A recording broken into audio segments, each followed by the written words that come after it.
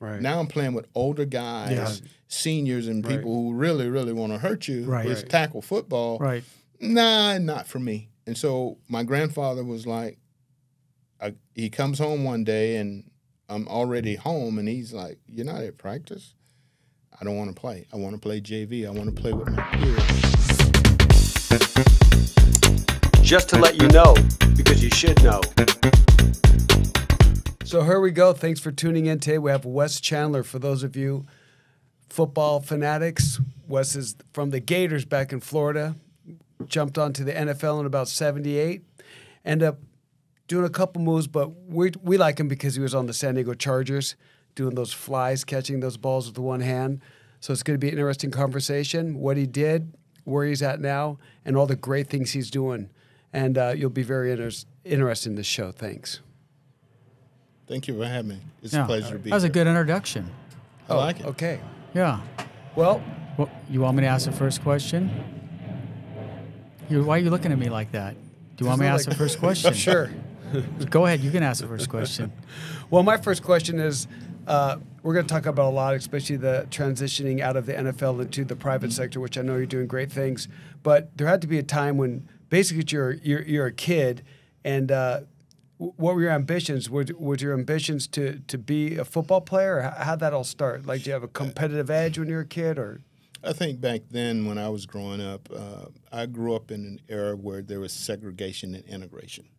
So the thought process was a little bit different. I lived across the tracks, and one of the regulations or nomenclatures was you don't go across the tracks without permission, unfortunately. So, and in that era as well, when you think back, it's hard for me to think back that far, but when you think back that far, everything that you thought about being was not professional athletes. Yeah, every now and then you watch the 3 channels and you lucky to get a professional football game, but for the most part it was firemen, policemen, dentists, that type of thing. And my greatest salvation was the fact that my grandfather played a significant role in my life. I came from a separated home, and so he was very instrumental, but he also had a major impact on my life because he was the person that was there to put his foot down when it needed to happen. So he was very disruptive, I would say, at a time when, life wasn't the best as a young African-American kid growing up, where, the opportunities were not your ambitions for those opportunities. What was not the greatest in the world, but I would say what I had was I had a real village. And what I mean by that, sometimes we see this and we hear this cliche about it takes a village to raise a child. Right. Mm-hmm. And so my mom, all of her girlfriends, and people in the community that knew my family, of which there were a lot of people, they did one hell of a job in keeping me on the straight and narrow. Do you have brothers and sisters? Yes. I sit between my oldest sister. Matter of fact, we are a year and a day apart. Mm-hmm. She was born on the 21st. I'm the 22nd. But I had an aunt, also my mother's sister, and they too, because I was younger, and I had to sit in between both.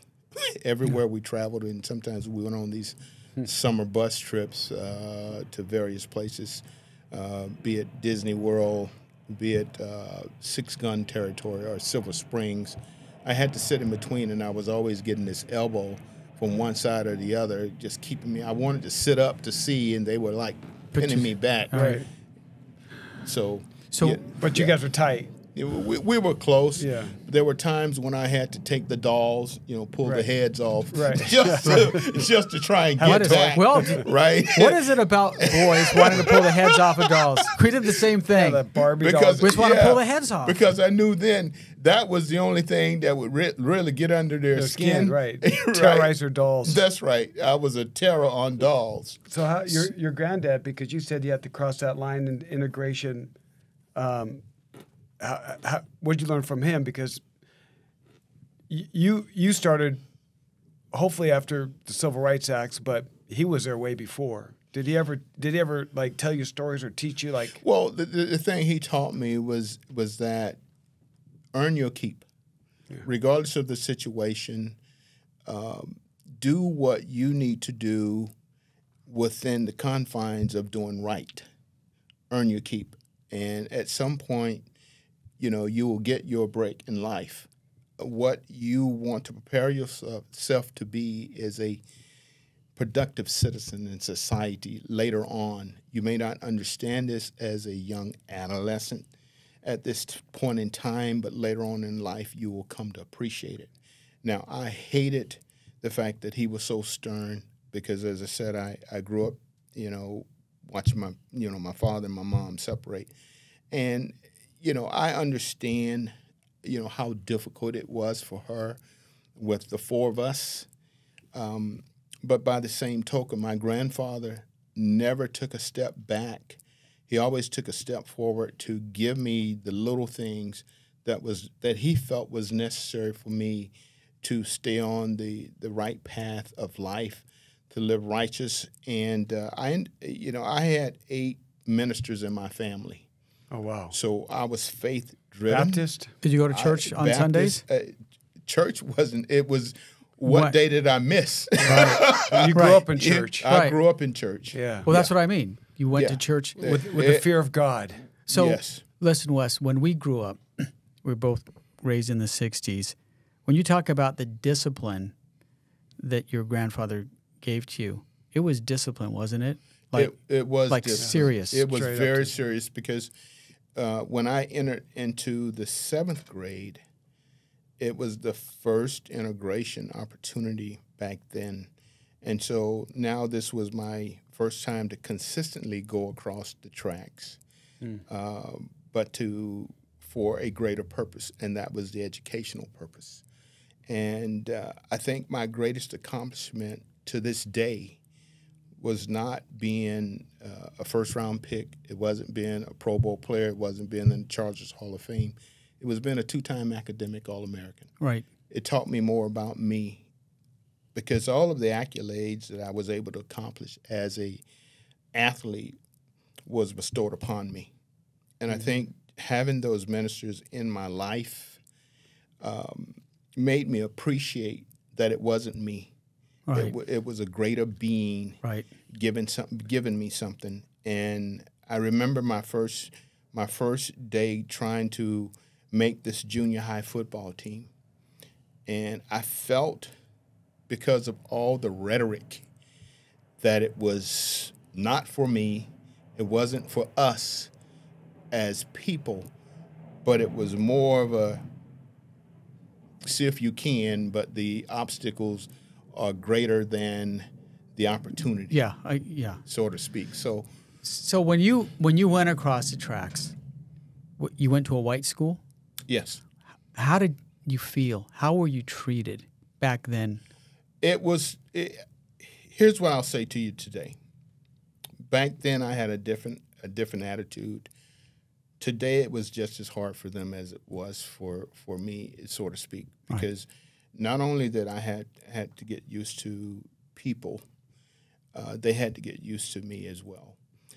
And so in that sense, it was just as difficult to come to understand culture.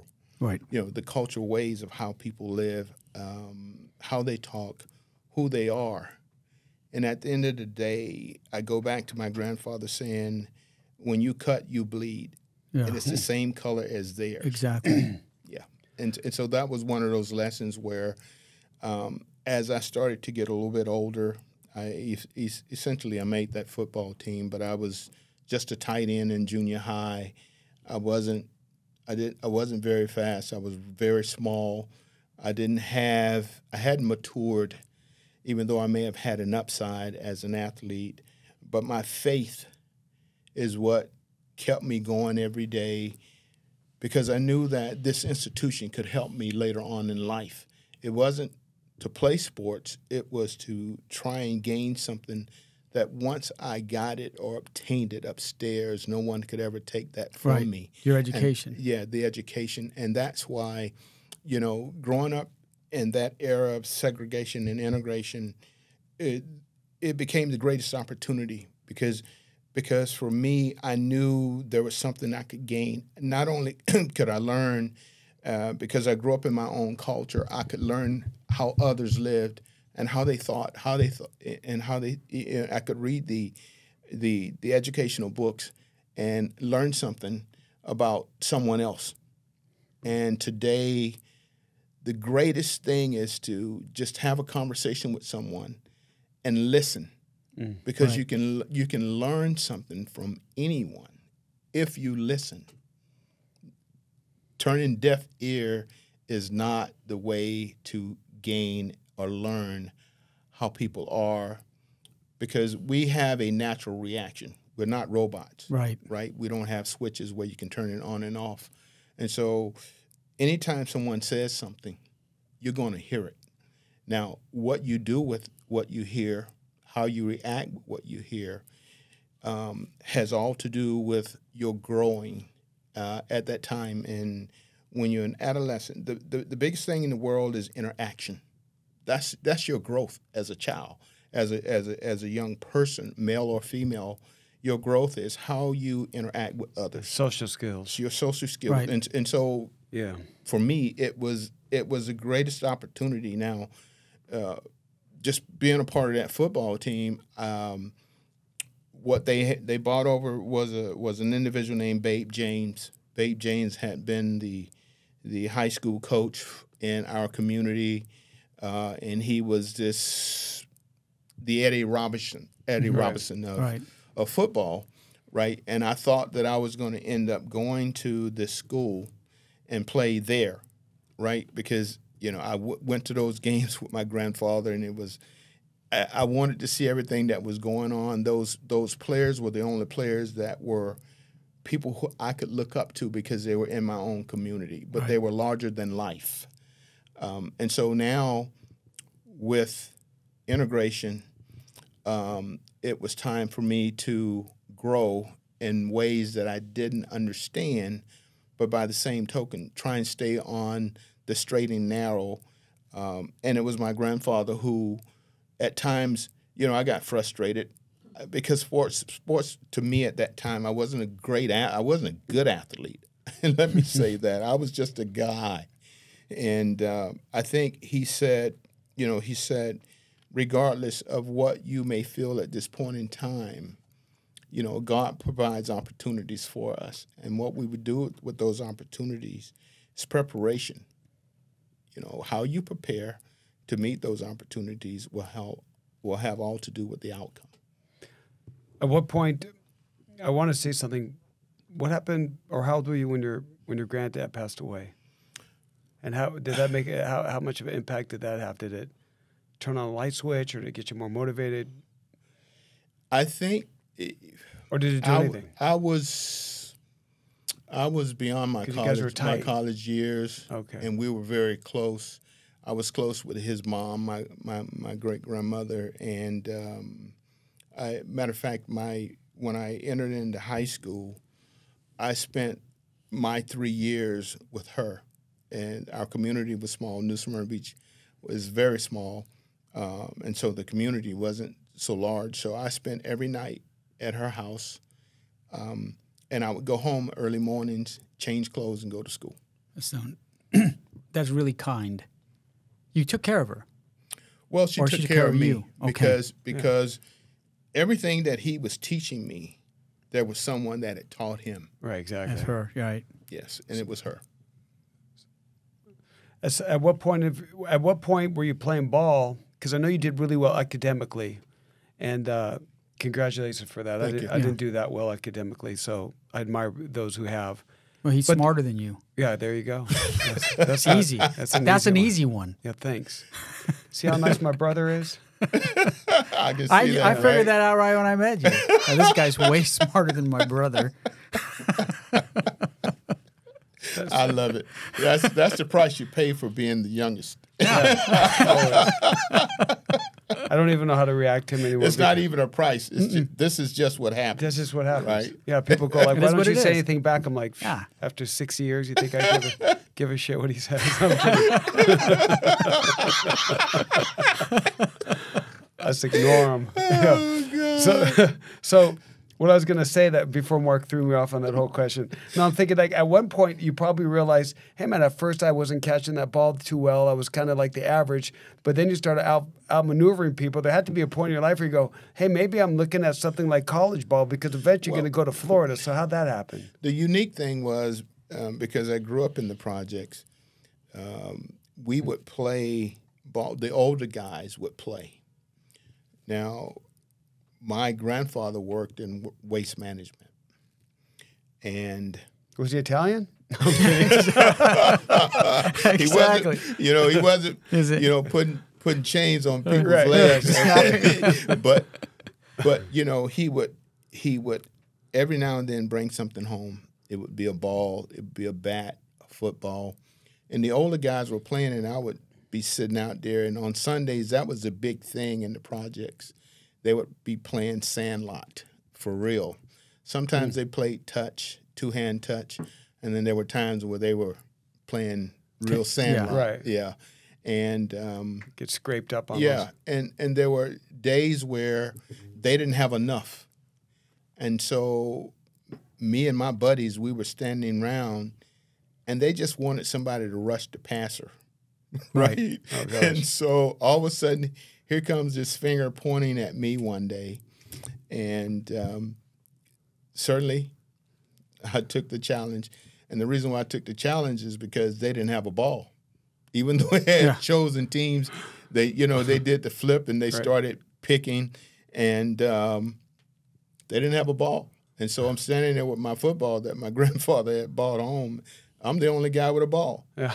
So I guess you join us? Yes, going to join us? Yeah. Yeah, we're going to use your ball, right? Exactly. So, yes, and so the experience began. They were 4 and 5 years older, and sometimes a little bit older than that.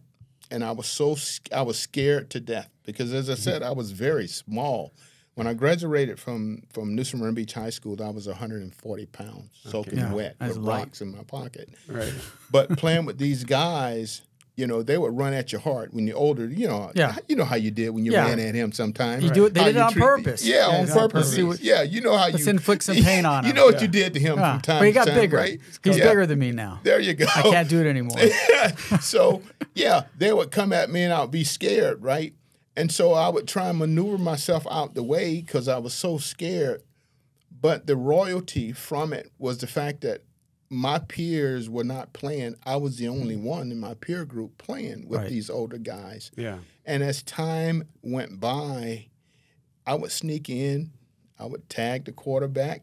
And every now and then, they would never cover me when we had the ball on offense because, who's going to cover me? Little guy, little kid, right? And they would throw me the ball. Yeah. And they would come running at me, and I was so out of fear. The fear said, "Move your feet." Exactly. Right. Run. Get out of the way. It was like run, Forrest. Right. Yeah. So, and sure enough, I ran, and over time, I got better.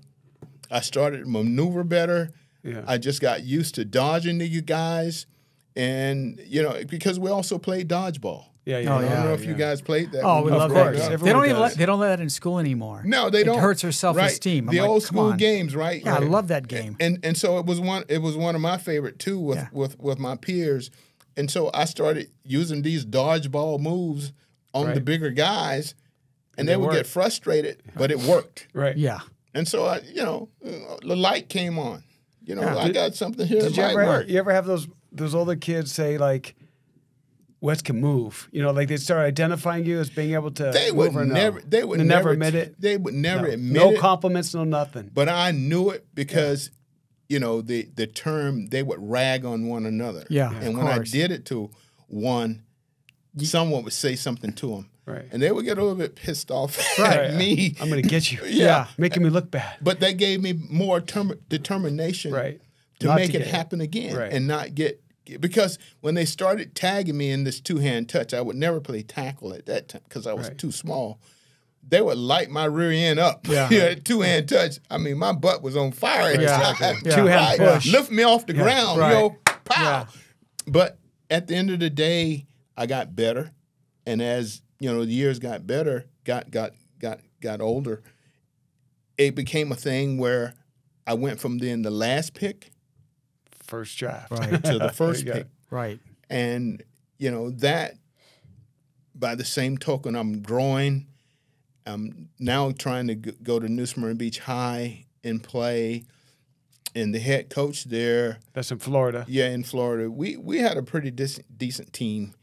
And as a junior high team, even though I wasn't that good, he felt that there was enough kids that, you know, hey, I want these guys to play, you know, varsity football, even though they hadn't won any games. They were always 0-10, you know. And so we were winning at the junior high level in all the sports that we played. And so he wanted us to play varsity, and I quit. Why?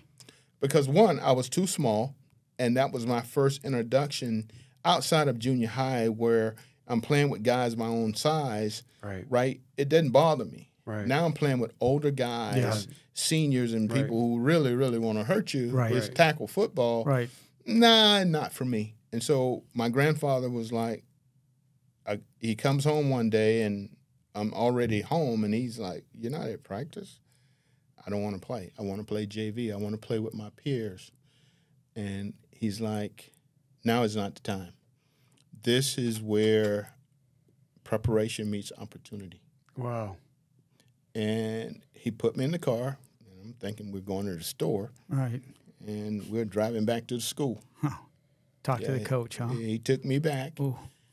And the one thing about being a part of this family, you will never quit on anything that you set your mind to or anything that you've registered or signed up for.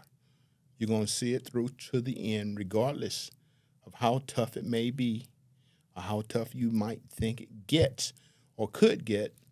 We're going to see this thing through. I never quit. Never quit.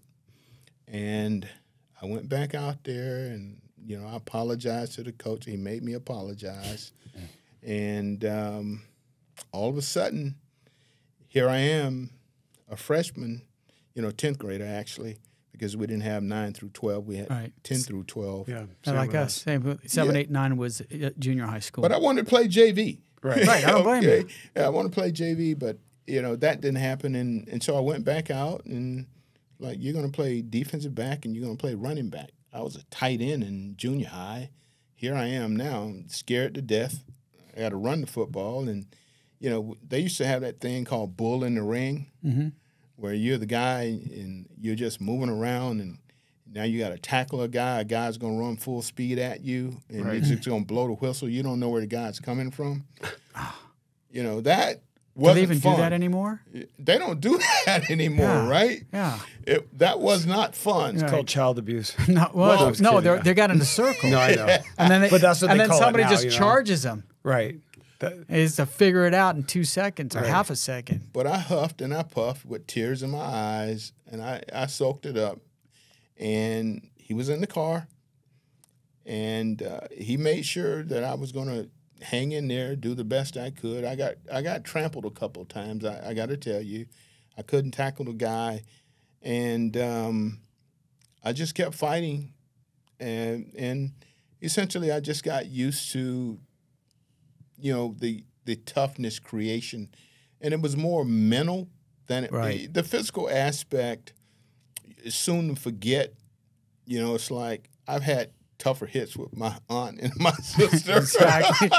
I've been getting my ass kicked since I was born. Yeah. This is easy. Yeah. I've been getting busted up all summer. If I can't handle this, then something's wrong. And so, you know, I think the head coach, he essentially became my legal advisor, and my representative when I turned pro. He saw the skill level. God bless him. He said to after practice, he said to my grandfather, and I'm standing there, he said, I see more in Wes than he sees in himself, and that's the problem. Mm-hmm. Now, a young kid, I'm 10th grade, you don't understand what that really actually means. Right. Right. And he used the term, he also said, he's got a great upside, and I see that in him, but he has to mentally accept the day-to-day challenge that if you're going to be out here, you go all the way or you don't go at all. And the rest is history. My junior year was an all-state running back. I was an all-state defensive back. And now did you win that year? Did you guys? We were 2-6-2 in my sophomore year, and then from then we won 21 straight. Wow. All 10? We won 21 straight. Wow. Yeah. So what happens? Obviously, it was a big step from going to junior high, high school. Now you're going off to college. Yeah. Okay, and you're the first round draft, right? Well, coming out of high school, because my attorney had coached pro football, had been in management in pro football with the Raiders and the Bengals, he was my guiding point. He was the point of direction for me. I had every scholarship offer that a kid could want. I had so many letters and offers by the time I became a senior that it was my head was spinning. That's a good feeling. Well, was it overwhelming? It was also overwhelming, and that's a scary feeling because you don't know. I'd never been here in this place before. Right. I know nothing about anything other than Volusia County. I know Daytona Beach. I know New Smyrna Beach. Right. Bus trips. And the bus trips of games that we played. Anything outside of the state of Florida or on the West Coast, Tampa, I'm not familiar with. Right. And so this was going to be a massive challenge for me. Right. And so I go home and I'm sitting there and I'm having conversation with my mom, and in comes my grandfather, again being disruptive. And it's like, here he is. It's like, you have this, but what you have is you have someone who cares about you, the person. That my head coach. My high school coach, Bud Asher. And he said, this man really believes in your abilities, and I don't think that he has any ill thoughts about guiding you. I think he will do well for you. And that's when he said, I won't be here forever. And at the end of the day, there are very few people in your life. We grew up, and I think you guys did too. If you can count friends on one hand, you're a lucky person. Real exactly. Lucky, right? And so that, all those are the things now that he's instilling upon me. And he said, this guy is one of those people that you can count on that one hand. Right. Right.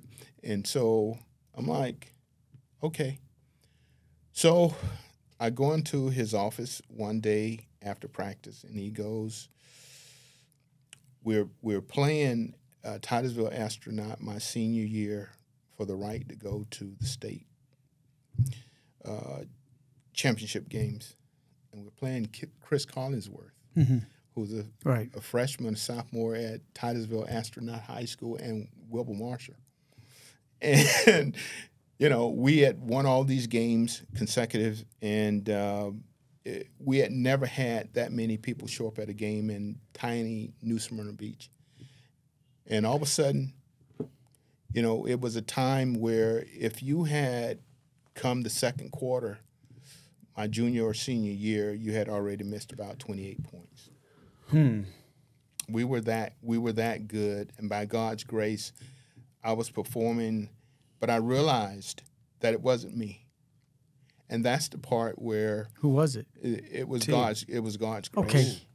And that's why I always mention those 8 ministers in my family, from my great grandfather, my great grandmother, my grandmother, my grandfather, you know, all of those people, you know, had an impact. My aunt, his wife, they were all ministers.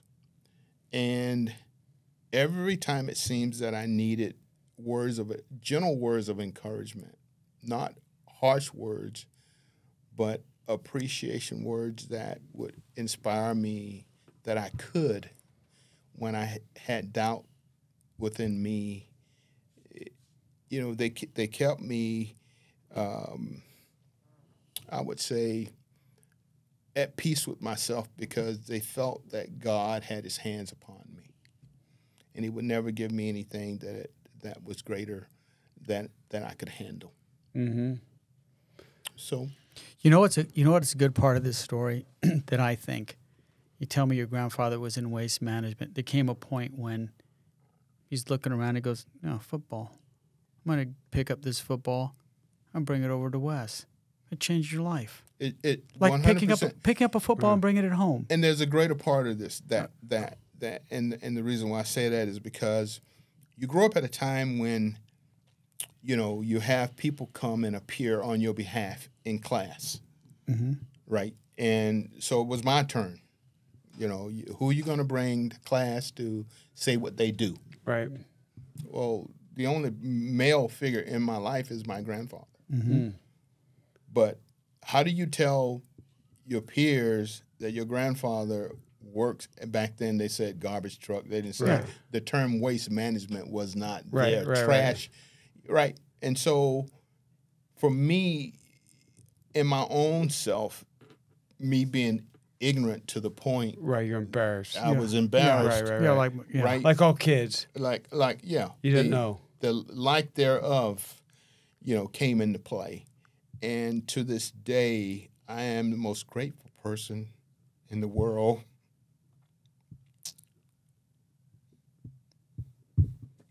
Who you was. Yeah. Yeah.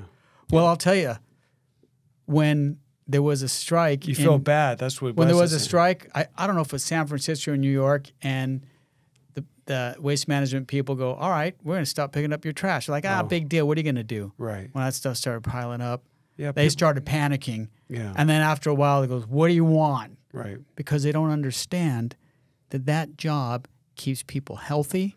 It keeps the streets clean. It prevents contamination. It prevents disease. Right. So it's not like, hey, it's just a job. Right. Like you're doing a service, and also, it's hard. Right. All those blue collar workers, many of them are just as intelligent as the president of the United States, but they got that job. They got in, and the opportunities, like I said, you know, back then the opportunities weren't there. It wasn't there. You have the most wise man on the back of a trash truck. Well, I got to tell you something. People don't know that, but when you worked in a trash truck, you rode on the back of it. The back of it, and you all had to day. pick up those metal trash cans. I always wanted to do the it. heavy trash and you had cans, to throw them in there and then push the button. But see, people know that. The kids, they don't know that today. They don't know that. No. And so that's why, to me, how hard it was. That's right. It was not easy. No, it was they had not the belts on, and they're like, damn. And there was 3 guys. Sometimes 2 on the back, and the guy driving. And they would all, and there was you'd watch him it was cool watching him because they knew how to do that. Right. Throw him We in would there, wait. We'd run out there. But the guys were picking up metal. There was no plastic trash can. No, those cans were heavy. Heavy. There was a big metal can exactly. at the top. With the 2 things. And if you lost the lid, you were bummed. We used to take the lids and have rock fights. We'd hold them up, right? Hold them shields. up. You'd throw rocks at each other. And, you know, I forgot about those good old days. I look back at it, you know, when I went away to school, and I thought the greatest gift was the fact that he was bringing me things, instruments, to give me opportunities, to make something better of me, be it a baseball. I was a 4-sport kid in high school. Wow. And what you got? Baseball, football, what else? Basketball and track. I did it all. There was no break for me, and I understood as I got older why he was providing those things for me.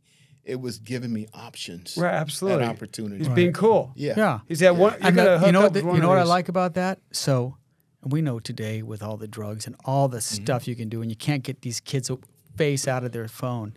But when you're in sports, like my kids are in sports, that there's no downtime. It's not like you don't have time to go here because after then you're school, tired at night, so you don't go. You go to practice. After practice, you do your homework. When you're not at practice, you're either in the gym, you're training, practicing. I told my mom, and she said, well, you know, your grandfather is looking out at your best interest. He has your best interest at heart. And so he comes by one day, I'm sitting on the porch, and he goes in the house, and I heard him say to my mom, the streets can offer him more things than we can ever give him. And I heard that. And it resonates with me today because the streets can offer kids more than any institution can ever give them, right? And it's such a thin line between success and failure.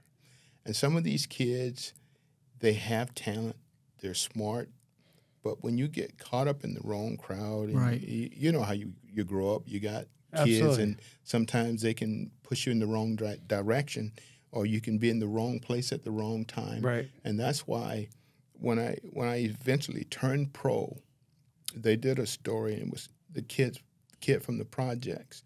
And I remember all of those guys, and I have a great deal of appreciation for them to this day because that line was so thin for me. Because, as I said, between segregation and integration and not so much to do on my side of the track, those opportunities could also force you to go places where you don't supposed to.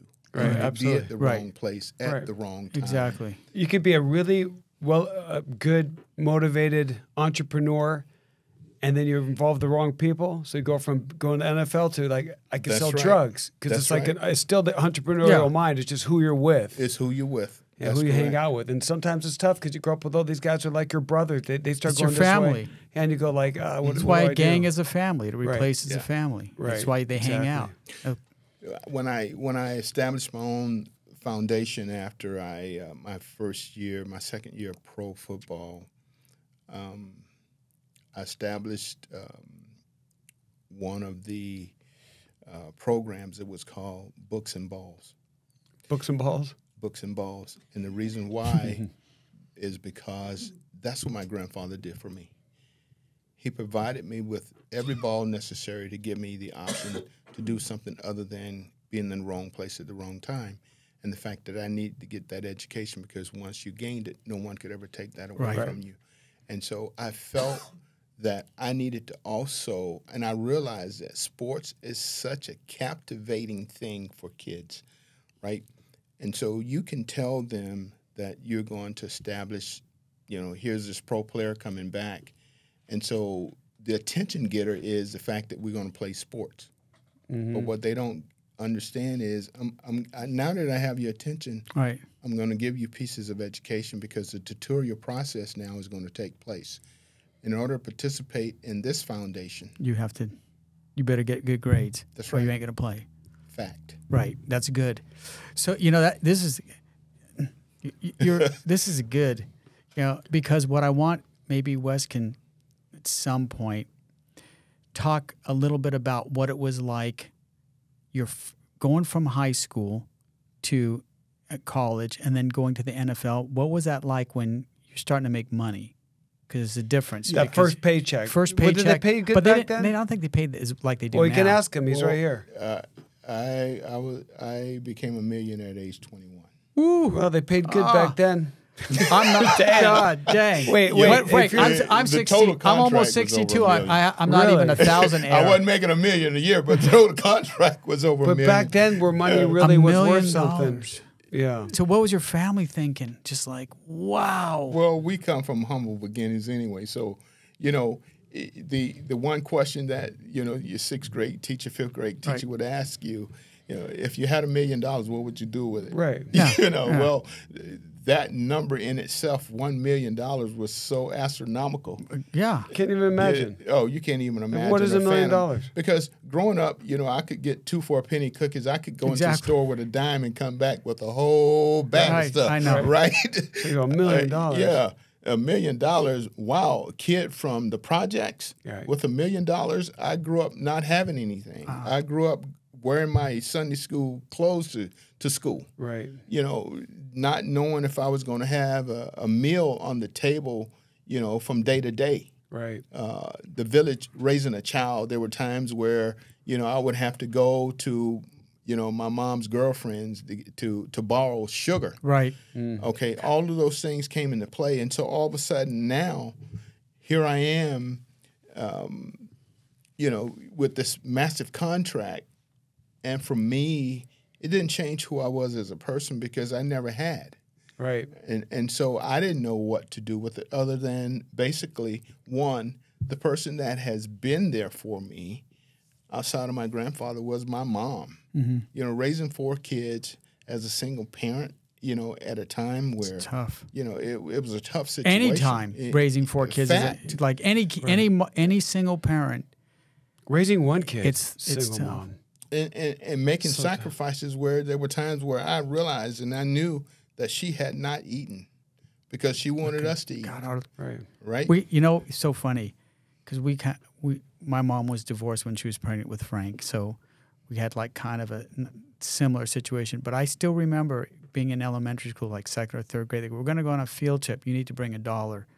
I'm like, $1? Yeah, we can never buy That's anything. a fact. Where am I going to get $1? Or you go And I buy start right. sweating like, Right.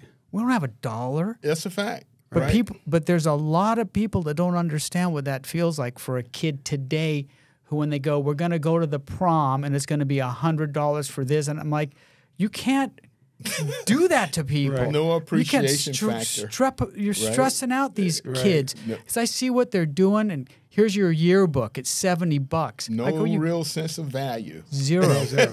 They don't know. Yeah. Like they still, but even But today, you feel left out. I think a lot of them still don't get it.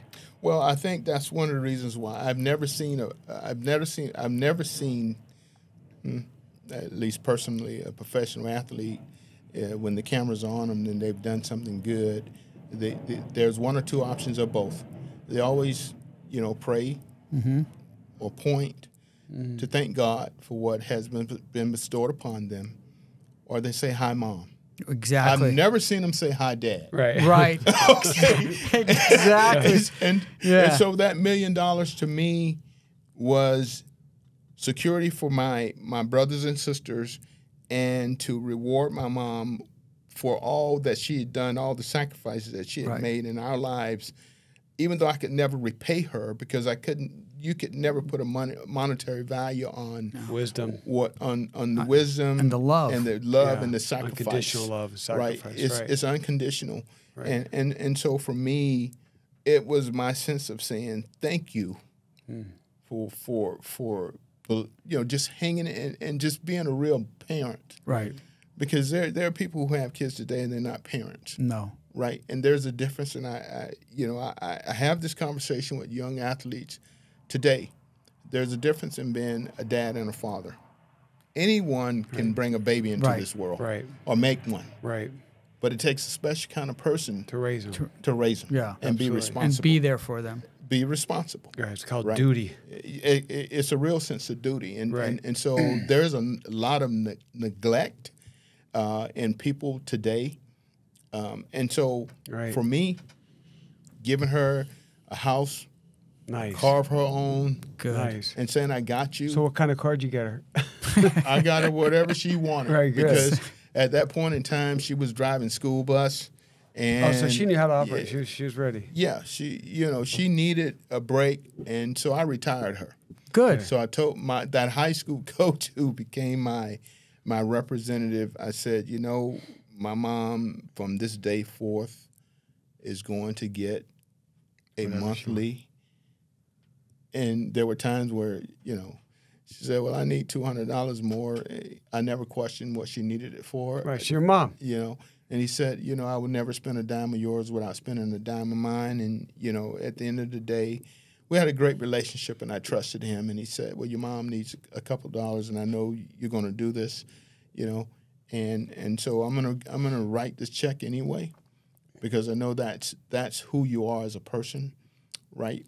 And so I never had. So for me to give her you know, just a feeling of comfort that she didn't have to go through life anymore worrying about meals and, you know, roofs and lights Right. and all those things. So it's a little bit of peace of mind. It's the insecurity feeling that you get away from. I mean, 100%. Right. So what was it like to finally realize I'm famous? How'd you handle fame? I never did. Because you never did? You stayed humble? Here's the thing. When I got to the University of Florida, which is, we narrowed it down, and you know, and I thank my coach to this day. I knock on wood for who he was as a person. And we made that decision because I wanted my family to see me in school. I wanted them to come visit me in school. I didn't want to go too far away from home. I wanted my friends to be able to come over to a game as well. And so we chose the University of Florida for all of those reasons. Gotcha. We felt that the educational process would take care of itself as long as I did my part. Got it. And back then it was, well, what do you want to do? What do you want to be? Essentially, right? Right. So the day before games at the University of Florida, we would take bus trips. We would go down to Ocala, which is about 35 miles south, 30 miles south, not even that far. And we would spend the night. And we'd come back Saturday morning to Florida Field. And on the trip back is when it hit me. The closer we got to the stadium, can I do today what I did last week? Oh, and wow. And so the greatest gift was me having this personal conversation with the man that has bestowed all this upon me to begin with. Mm-hmm. I realized that it wasn't mine and that he could easily take that away from me, so I was going to work my hardest to show my appreciation. But I still had that question going into that stadium every Saturday. Can I do this? And I asked him, Lord, please allow me to be as appreciative today in my approach to this game as I was last week for what you've given me. And that's who I was as a player, and a lot of my teammates thought, you should be doing this, you should be doing, no, that's not who I am. Right. I'm from humble beginnings. Right. And so that's when you get a little bit older and you think that it's you. Right. And it's not. Right. Yeah. People have a tendency to think that it's all about them or it's them that's doing this work. That's God doing his. Right. And I don't try and preach the Bible or the gospel to people. Right. Because everybody has their own for what their own belief is. Right. But no man could think and do the things. And given the situation, sometimes making the moves, at a moment's notice and getting out of one jam and another and making certain catches and things of the nature. Right. Some of it's athletic ability, but who gave it to you? Yeah. Right. That's true. That's right. So who gave that to you? That's what our mom says. You can have a plan and then God gets in. Well, some of the catches you made gets involved. Some of the catches you made when you watch, especially in slow motion, it does look like a miracle. Like how'd you pull that off? There's no way humanly possible a person under that pressure, because people, I mean, obviously if you're into football, but these are split second. You can't think about them. Decisions. Yeah, you're in the air. It's just remarkable. So, yeah, I believe it. Because it started when he was dodging those guys way back then. Like, geez. Part of that, all that training from when he's 12 years old. But also believing in God was a good base, because he's like, hey, man, it's up to you, God. I'll do my best. I'll do my best. I'll work my hardest to show my appreciation for what you bestowed upon me. And I prayed hard. Trust me, I prayed hard, and I prayed for those people who believed in me, and I prayed for those people who stuck behind me, who pushed me and kept me on the straight and narrow. What about that team you're on? Like you go up there, you're religious, you want to do the right thing, but you're with other football guys that may have different opinions on what they want to do with their time. Did you ever get pushed to go in some certain groups to do some things, or did you just stay all isolated, or did you party a little bit? Your kids, you go and you do those things, but you keep it in perspective. And I think that's the difference of knowing when you're at the line. You don't want to get too close to the line to begin with. Right. And so don't cross that line. Right. I was able to do that without hesitation. Oh, that's good. Because I know that in high school, I played with some guys that were better. The Beverly brothers, Reg and Keith Beverly, to this day, I have a great deal of appreciation for who they were. One was my quarterback. The other was the starting tailback, who was about 185 pounds when he left to go out to University of Nevada, Las Vegas. But here I was at 140, and when I got to Florida, I was probably 145 when Doug Dickey came, and he comes to my house in the projects. He's like, well, you got to come to the projects to recruit this kid. Yeah. You know, that's not going to be an easy task. Everybody's just curious. They're not looking at you like you don't belong. It's the fact that, curiosity is, why is this tall guy? And he was about 6'6", and we called him Tall Man. Right. As a nickname. We never said it to him. Right. But Doug Dickey, when he came, he still says the whole village was in that little old house, that apartment. Yeah. When I came to sit down and have the official conversation. This is for Florida. Yeah, for Florida to offer me a full scholarship. Wow. But you know what's nice that you said? Your decision to go to Florida was not based on a selfish decision. It was based upon looking at how's my mom going to get here, how my friend's going to get here. If I go here, they're probably not going to be able to hang out. That's right. So you made an unselfish decision to play for Florida. To play for Florida. Yeah. That's nice. Family first. Yeah. Family, Florida, football. Right. Family, Florida, football. And my close friend, the guy that recruited me, the player, you go off and you have one player that's supposed to be your chaperone recruit, was a guy named Nat Moore, played for the Dolphins. And when I was in high school, my jersey number was 33, and his jersey number at Florida was 33. Nice. So I go on my official visit with me and my high school girlfriend at the time, and they give them a couple dollars to take you out, impress you, give you a good time, and and that when the game was over, I'm standing in the lobby, and he comes and he gets me and my girlfriend, and he goes, "What do you guys want to do?" "Well, we want to eat." Right. It's hot in Florida, in Gainesville. They were playing on AstroTurf at that time. It was real AstroTurf, and it was tough. It was tough. Rough. Does it burn you when you fall? Yes. Yeah. I lost a lot of skin off my legs sliding, trying to catch balls, even in practice. But he said, let me show you the Rathskeller. Let me show you our dormitory. And he said, well, I'm going to take you to get something to eat. I'll walk you over to the student union. He walked us over there. And where you want to eat? Well, McDonald's. Yeah, of course. Big Mac. And he took me back to my hotel. And to this day, I still give him shit about it because, when I see him all this time, I'm like, he goes, why you still complaining, Coach? And so when he sees Coach Dickey and we're all there together, he goes, the guy's still complaining. He's the highest draft choice ever to come out of the University of Florida. And he's still complaining. But I come on to Florida. I get the number 89. He's drafted by the Dolphins. He's from Miami, and he's wearing the number 89. Really? So I spend 4 years. I play as a freshman at Florida. I'm 145 pounds. I'm learning from a guy that was about 5'6", Lee McGriff. I didn't say very much to Lee at that time, but I appreciated playing behind him as a freshman. I learned so much from the guy. And up until last year, we were having a Gator golf tournament.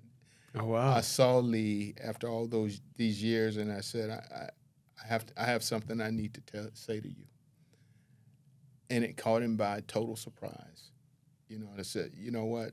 All the things that I learned outside of watching Paul Warfield and the Dolphins playing on Sundays, I learned a great deal from you.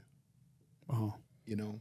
And he was a senior, but it catapulted me into my sophomore year that I believed I belonged.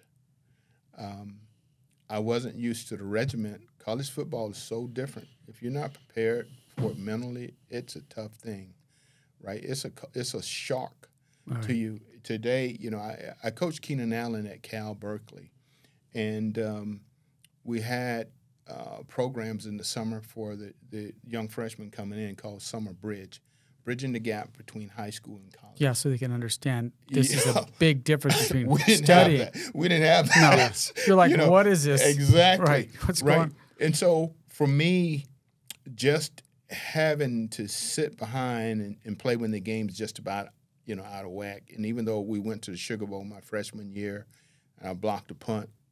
Did you really? Yeah. Nice. Against Nebraska. And it was like they were in shock. That was the biggest thing, right? That was the biggest thing in the world for me. I caught one ball. And the first time I got into a game, it was the last game of the year where I was actually going to get some meaningful playing time. We were playing Miami. And I had never played before. I had played before the sellout crowd for our high school game for the, to go to the state. But here we are now just on a Saturday. And we're playing, and it's the University of Miami, so it's a state rivalry. Uh-oh. There are 75, 80,000 people in this stand. That's crazy. And you walk out there, and it's like, this is too much. It's, right. It's overwhelming. It's overwhelming, right? And so, sometimes you ask the question, is the game too big for people? Well, the game was so big that when the quarterback said, hey, Wes, be ready because I'm coming to you. My hands started sweating. No, yeah. I'm in the huddle. I'm in the huddle. You're praying. Now you're really praying. Yeah, he's like my only catch 80,000 people. as a freshman, I caught it 6 times. It should have had 6 catches for me, but it was 1. I bobbled that ball 6 or 7 times, and I was trying to chest catch it versus with my hands. Right.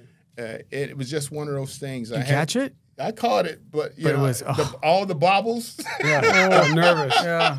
God. Yeah, and that was my only catch as a freshman. So I come back as a sophomore, and things were totally different.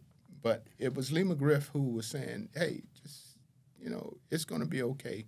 But hell, I would go out. The game's over. We were just running out the clock or just trying to do something to, because the game's already over.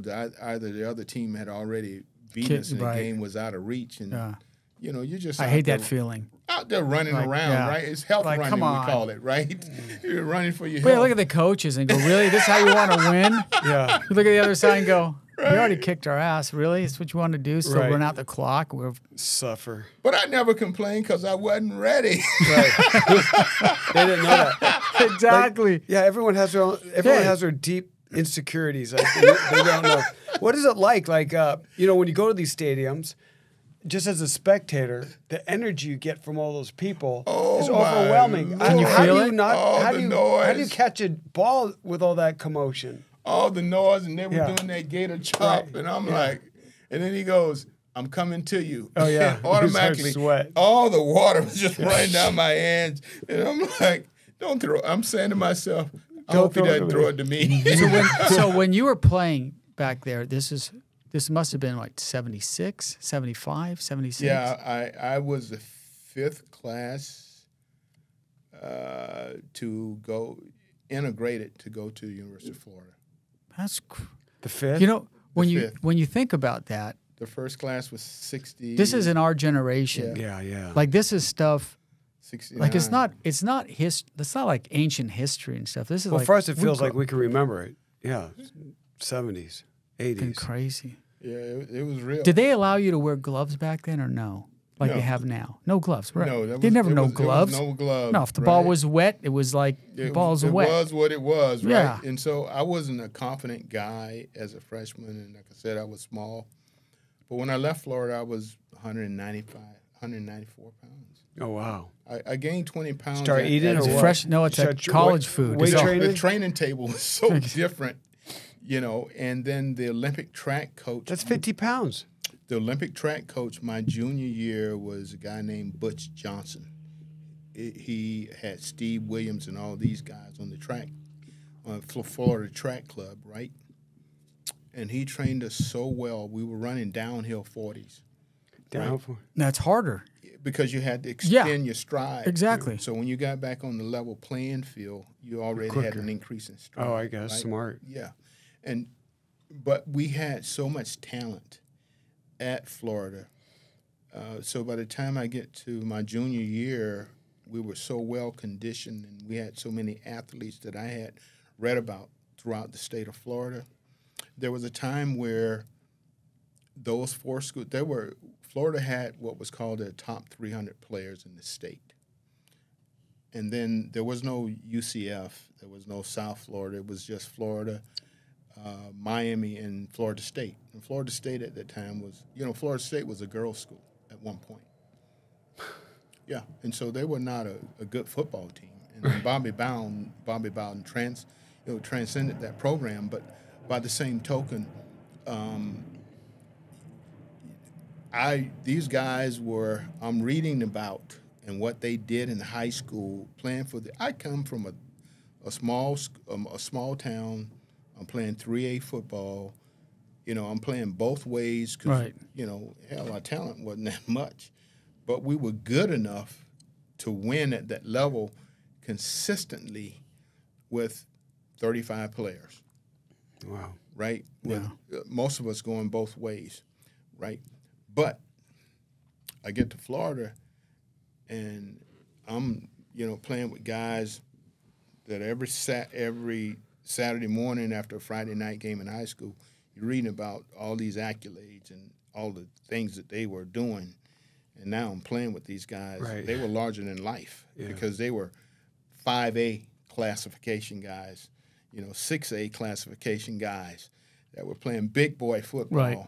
But I think when I got to my junior year, I realized, and with the training of Brooks Johnson and just playing with my peers again, I felt good in my junior year. And God's grace, I caught 44 balls for about 1,000 yards almost. That's a lot. 967 yards.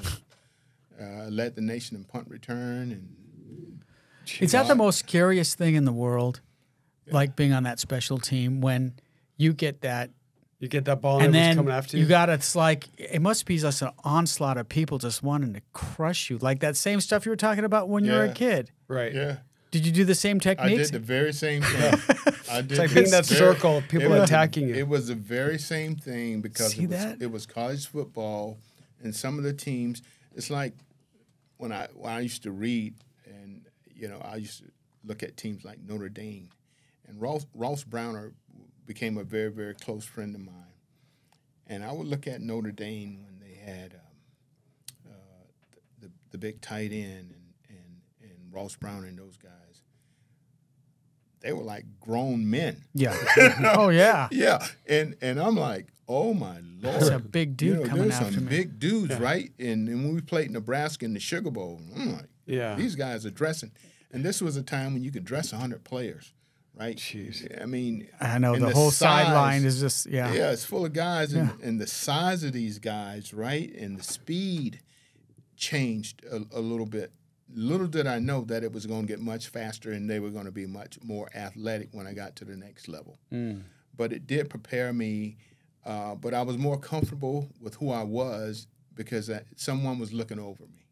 God. Right? God was, and he had his hand on me. And I was not going to let him down, nor my family or those individuals that had, got me to that point. And I think every Saturday my performance was I would say dedicated to those individuals. It wasn't about me. It was about the people that believed in me and who I was and the man who really was disruptive in my life. It was my way of saying thank you. Right, exactly. Do you remember the feeling when you made your first touchdown? Oh, my goodness. Let's hear that. I want to hear that. Well, Ken Hatfield, who, he was an Arkansas guy, and, he had this accent, and I had one too, of course, but by the same token, he used to be, he was a little bit like my grandfather when I became a junior. The guy who coached me, my freshman year was a coach named Don Bro, who went on to the Washington Redskins. And Coach Bro, I loved him to death, and he was a guy that really, really made me feel comfortable and just, how you said, it's like when I walked in here today. I felt really comfortable with you guys. I've done a lot of podcasts, and I just didn't, the personality. Yeah, exactly.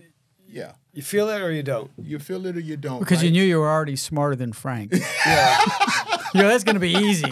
I'm way smarter than You know this what I'm gonna guy. do when I get home? I'm gonna tear the head off his dolls. Again, I just glued him back on. He still has them. I get the old Barbie doll he used to hang out with. But Tear his head off. Coach Bro, he became that grandfather figure for me. And then when he decided to go to Redskins, Coach Hatfield had a different approach. Coach Hatfield had a real military approach. And so the discipline was even heightened. But I loved him for who he was as a person, and I had a great deal of appreciation for what he was also adding to the mix. And I still kept, close contact with Nat Moore. He would always come back, and I just those guys that I read about, they were my peers, and so I felt much more comfortable my junior year because I realized I had played against a couple of those guys, and we actually beat their ass. And they were, much better schools than we were, but we were more technically sound, even though they had more talent. And better coaching. Yeah. Better coaching. Yeah, we were not more talented, but we were more. Mark, get that screen up. We need to see we got a picture of you behind you. It just went dark. I don't know what. Did you go dark on us, Mark? We didn't pay the bill. So I think you guys just had the cable bill. I think you two just had a senior moment. You know why? Why? Because you never answered that question. What question? See? No, I know what question. Do you remember? Wait, I remember the question. What was it like when you made your first touchdown? And so see, we circle around like old dudes. So what happened was that the junior year starts out because, as I said, I didn't do nothing I was just a guy. I was a number. 89, right, and a member of the Florida Gators. And even though I wanted to play at that time, college football had freshman teams, and they had JV teams. They had junior varsity teams, and then they also had varsity. Right. And so one day I'm watching our JV team play USC. That team was bigger than our varsity team. Oh, wow. Yeah, the JV it was guys. unbelievable. USC, yeah. Oh, my Lord. It was, I hadn't realized the size. Big old LA boys. Oh, my. Yeah. Unbelievable.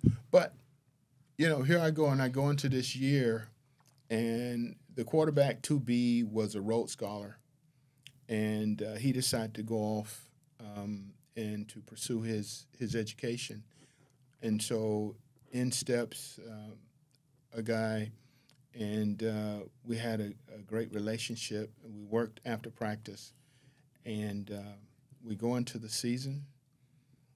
And as I said, I was comfortable. I was disciplined on my routes because Ken Hatfield just had that military approach. Be where you're supposed to be, right? And so I made sure I was where I was supposed to be. And I catch this first touchdown, and I go into the end zone. I remember my grandfather always saying, act like you've been here before. Yeah, smart. And I'm thinking, college football, you're not allowed to do anything anyway at that time. Right. You can't spike the ball or throw it out. You couldn't even throw it. You couldn't even throw it. You couldn't even toss it into this crowd at that time. So, hand it to the official, act like you've been there, and just right. Cool. Like, hey, no big deal. This is not your. Act like you've been there, but no, that's not your last time. Right. And so I handed it to the official, the referee, and it's like, I'll be back again. Good. So, but how'd you feel, man? You must have been like... I was, for the first time scoring, it was like... I could do this. I can do this. Right. And that's all it was. Right. But I also knew that it was just a part of... Because, hell, I scored 22 touchdowns as a high school senior. Okay. Right. And it's like... You were kind of used to it. Yeah, I was used to it, but I wasn't used to it my freshman year when I got to Florida because these guys were fifth-year seniors, and, I mean, these guys look like my dad. Right, exactly. I'm like, oh, my Lord. You're a real man. Yeah, real man. I wasn't comfortable, right? And so I wasn't even comfortable in my own skin around these guys and practicing. They would taunt you sometimes, like Wayne Fields, who I love. Wayne Fields was defensive back, but Wayne was about 202 pounds. Here I was 145, right? And he was like, "I'm gonna knock you out." He said that to me in practice, and I'm like, he might knock me out for real, right? And he would always pick on me in practice, right? And and to this day he says, I was picking on you because I thought you could play, right? And I know we wouldn't have you here at Florida if we thought you couldn't play anyway. Right. But I just had to make sure I could bring it out in you. Right. And I'm like, you didn't have to take that approach. Right, exactly. Give me a break, man. Knock me out. Quit yelling at me. Don't try to kill me. So okay, so then you went pro. Yeah. What was that like? Yeah. You got a phone call. Did you have other opportunities or? Well, unlike today's draft, where people are coming and it's a big old party. Well, now it's a show on TV. They're coming to you and pretty much what's going to happen. Really, it's totally different. I didn't go to New York. I went to New York for the Heisman. I finished 10th in the Heisman. Yeah, I saw that. And so, like I said, the biggest thing for me was the 2-time academic All-America thing. But now here I am getting ready for the draft. And so I don't realize how good I was or how well, you kind of me. just went over that. Like, you're number 10 in the Heisman. That's like it still hadn't registered. The best college player out of all the college players, and you're in the top 10. So you had to know. I was just didn't feel it. I was all South. I was all of that, but I didn't have it in here. I didn't feel it in here. Right.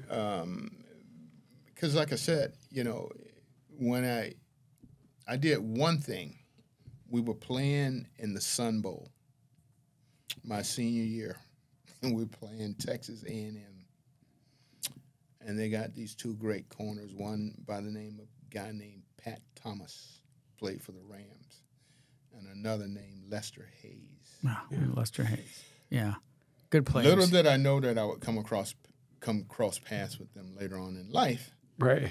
But when we played Texas A&M in El Paso, that was like a home game for them. Mm-hmm. And they were beating the hell out of us. And they had this kicker named Tony Franklin, who was barefooted kicker, kicking 63-yard field goals. Jeez. Barefoot. Yeah. His toes look like. Yeah. I'm like, man, this team. So, as all bowl games you go, and then they have this dinner for both clubs, and we arrived, they're already there, and I could hear them hollering, and my teammates were like, where's that guy that y'all talking about going to make all these things happen, Wes Chandler? And I step off the bus finally, and they go, him? This little guy right here going to do all this to us? Yeah. We're going to eat him for lunch. Oh. And they had, that year, I think they had probably 8 guys get drafted off their club. They were really, really good. They were in what was then the old Southwest Conference. Yeah. Right? And we had played Houston. We beat the hell out of Houston and Gainesville because of the heat. But they were in all this old Southwest. And so all of a sudden I go to the Heisman, and then here come these trips, and they have these ratings. There's no trip to New York other than the Heisman for, the draft party. So the first pick is Tampa, and all the hype is John McKay says Wes Chandler could be our number 1 pick. And there's an article still out there. Well, are you watching this on TV or what? No, it's in the newspaper. And, okay. It's all the sports talk. Tampa hadn't won any games at all. And they were just down the street, Gainesville, 2-hour drive, 2.5-hour drive, down 75. Yeah, right there. I would be the number 1 overall pick. Well, the second pick was Kansas City Chiefs. Nice team. So we don't visit Tampa. They trade the pick away to Houston because they needed to get more players. And Houston eventually drafted Earl Campbell. They can do that? Yeah. They traded picks to get more players, more draft choices. Okay. And Houston took Earl Campbell as the number 1 overall pick my year coming out. The second pick was Kansas City. I stepped off that airplane, and one of my idols, Emmett Thomas, picked us up, and I'm going to see Lynn Dawson, and my attorney's like looking at me. He's like, "What do you think?" I'm like, "It's cold as hell." You know, wearing no gloves. And From you've Florida. seen some of the Kansas City games, right? Oh my God, I'll snow down. Oh my Lord. I don't know how they even catch that ball. It must feel like a rock.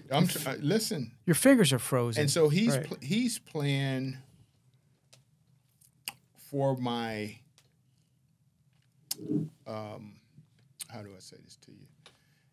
My attorney at that time was looking at for my production versus being the number 2 overall pick. If you come here, I don't know what your production is going to be. You don't like to wear gloves.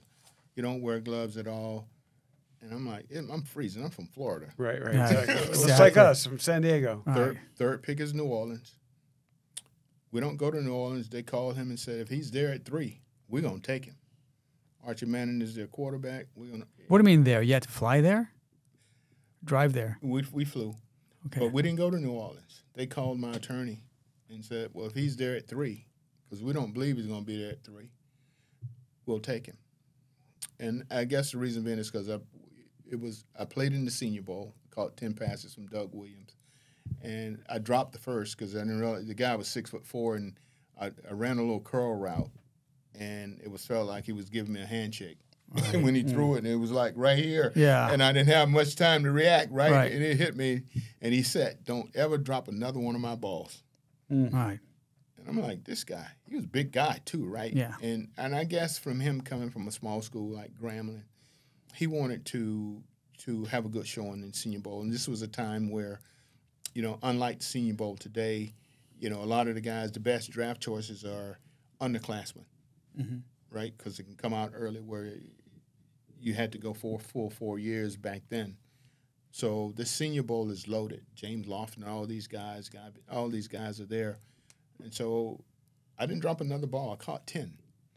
Wow. In the Senior Bowl from Doug Williams. And I guess that's when the hype began, if I could ever really put a finger on it. And I didn't pay any attention to the hype of the draft because I didn't understand none of that anyway. So the 4th pick was Green Bay. So we fly to Green Bay. And totally different from Kansas City, worse. So we go to meet Barkstar. Right. We were wheels down, wheels up in 10 minutes. Yeah. And, you know, I was very gracious to be there and to meet the great Barkstar. On the tarmac? On the tarmac. It wasn't. It was not going to be for me, right? And he said, well, we're not going to go to Buffalo because they have the 5th pick, and if you're going to be around this long, we'll go to Canada. So he was looking at it from a financial perspective that if you're going to be at the 5th pick at Buffalo, we go to Canada and get you a lot of money. Right. That's not going to happen. So we go back, and I've had those visits, right? And so I go back to school, and Norm Carson, our sports AD, you know, was a great man and did so much in promoting, you know, my abilities, et cetera. And the draft started. I was in my dormitory room in Florida, at Florida in Gainesville, and 1, Earl Campbell, 2, my friend Art Steele from Kentucky, and I tell him to this day, you know, I gave you the 2nd pick. Yeah, because you weren't there. You wouldn't get to take it. I didn't want to take it, right? You're not going to take it. And so the Saints did draft me. I was on the board for Hank Scram, and I was drafted by Dick Nolan. And James Lofton was number 4. He went to Green Bay. So you were third pick. I was a 3rd overall pick. You would have been 2, though. Maybe. You didn't want to play there. Yeah. So, but you're only there for like 4 years, yeah? 3.5. 3 years and 3 games in New Orleans. I cried when I was, you know, because, you know, Bum Phillips comes in. Dick Nolan is no longer the head coach, and I loved Archie. And there's a thing on SEC Story about the book of Manning, and you hear Peyton Manning at age 3 says, "My favorite football team is Wes Chandler." Really? Oh, wow. That's a good compliment. Yeah, and so I used to play with Peyton because Archie would bring him to practice. So I would have hot wheels everywhere, and get lost in transition, of the players going out for practice, and I'm playing with this 3-year-old kid. Right. Right? Right. And all of a sudden it's just quiet, and it's just he and I. Well, now I got to walk out here, and I know I'm going to get fined, but because I got Archie's kid, this 3-year-old kid, Got to pass. I got to pass. Right. Exactly. Right? Right. So, yeah. But, you know, my 3 years with Archie Manning, I led the league the year I got traded. And so that third year, I walk in the locker room and he says, the coach want to see you. Bum Phillips now is the head coach. He goes, what's good for the Saints is not good right at this time for Wes Chandler. We had just drafted George Rogers, and this is when I start understanding that football is a business. All business.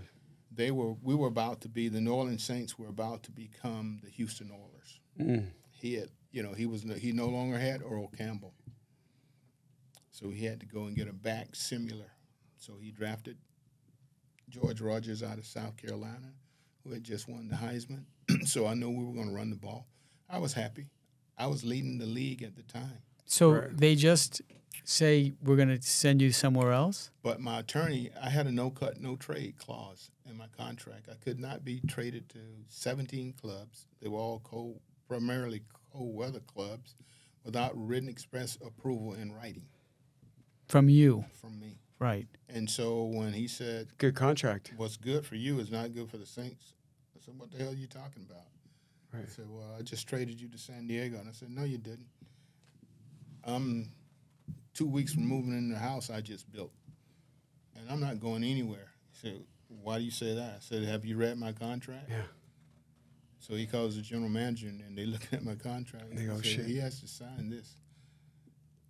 They said, what? He has to sign it Has for to the sign release. this. Oh, did you sign it? No. Yeah. So my attorney called, and the Chargers had come in the year before, in 1980, and they beat the dog crap out of us. It was 35-0, God. early third quarter. Must have been the game that I missed because they And I can still see Joyner and Kellen, Right. those guys Winslow, over yeah. there with their hats on and no shoulder pads. And I'm out here now trying to make this a game, right? And that was very disappointing because the fans, when I got to New Orleans, New Orleans was what it was. Everybody's been to Bourbon Street and Right. the people, Mardi Gras. All of that hype about New Orleans back then was real. It was a great place to be, and I wanted to be there. I wanted to see this thing through, and my rapport with my quarterback was unbelievable. We were putting up numbers, posting numbers. As I said, I was leading the league. But he didn't want to. They didn't want to throw anymore. They wanted to run. Because that's what Houston primarily did with Earl Campbell. Yeah. Okay. And so my attorney called and said, I can't tell you what to do, but at the end of the day, your career is going to blossom if you get your ass on that airplane. I'm like, I cried. I'm like, seriously, I'm not leaving. He goes, Wes, it's I realized that every time he said Wesley, not Wes. He's serious. Yeah. Life's going to Exactly. change. Like, Yeah. yeah. And so I realized how serious he was because he said Wesley. And I'm like, oh, my Lord. Oh, no, it's going to be Yeah. big. Right, it's going to be big. So I'm like, oh, shit. Yeah. I'm going to miss this 3-year-old kid, right? And I'm going to miss my quarterback and some of the guys that I really appreciated playing with. And your house. The year before, Chuck Muncie had just been traded to San Diego. And so now I'm going to sign this. But the general manager for the Chargers is already there in New Orleans, waiting on me. To what? Fly you there? To bring me to San Diego. Right. Right then? Yes. How do you say goodbye or anything? Exactly. Like- I didn't have a chance to do anything. Right. Like a Right. real draft. Like Yeah. a war You're draft. It was, and I'm like, and so he said to me, Tank Younger, he comes, assistant general manager, he says, you like to play catch? What the hell is it kind of question? Right. I don't know Yeah. what you're talking about. Yeah, and I didn't understand it. Right. And I said, well, yeah, I like to play catch. He says, well, that's what we do in San Diego. Yeah. We play catch. Air Coryell stuff. I didn't know that. I didn't know what Al Coryell was Right. because I was playing on a different time zone on the Exactly. East Coast, right? I was in the old NFC West, the 49ers, the Falcons, the Rams, and the Saints, right? And so I didn't know anything about the San Diego Chargers other than that beat the hell out of us the previous year, right? And so he said, it's going to be great for your career. My attorney said that. And here's Tank Younger saying, well, that's what we do, play catch. And I'm like, okay, sure. He says, you'll see.